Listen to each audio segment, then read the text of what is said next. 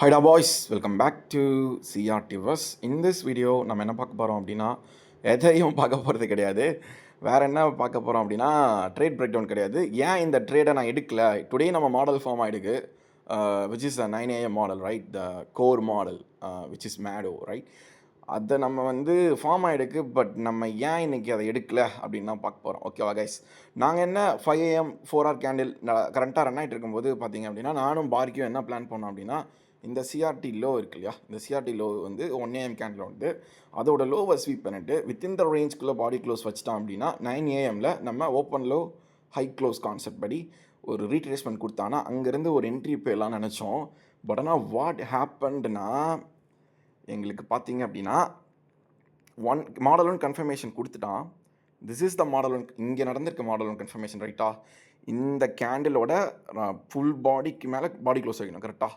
இந்த கேண்டிலோட என்டையர் ரேஞ்சுக்கு மேலே ஒரு 15 minutes கேண்டில் என்கல்ஃப் பண்ணும். அதுக்கப்புறம் தான் நம்ம ட்ரேட் என்ட்ரு ஆகும் இல்லையா? என்கல்ஃப் பண்ணியிருக்கு. என்கல்ஃப் பண்ண கேண்டில் எந்த கேண்டில் பார்த்தீங்க அப்படின்னா இந்த கேண்டில், கரெக்டாக? இந்த கேண்டில் என்கல்ஃப் பண்ணியிருக்கானா?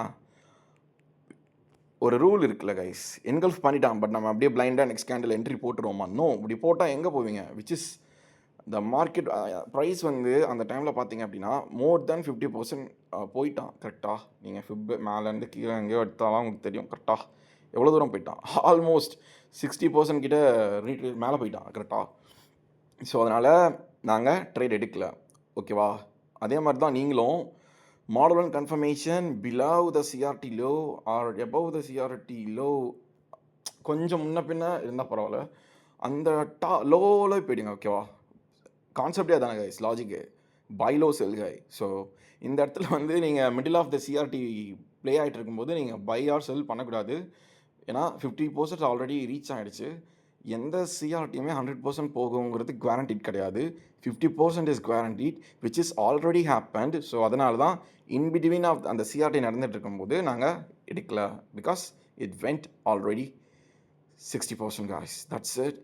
புரிஞ்சிருக்கும்னு நினைக்கிறேன். புரியாதவங்க கொஞ்சம் பார்த்து புரிஞ்சுக்கோங்க.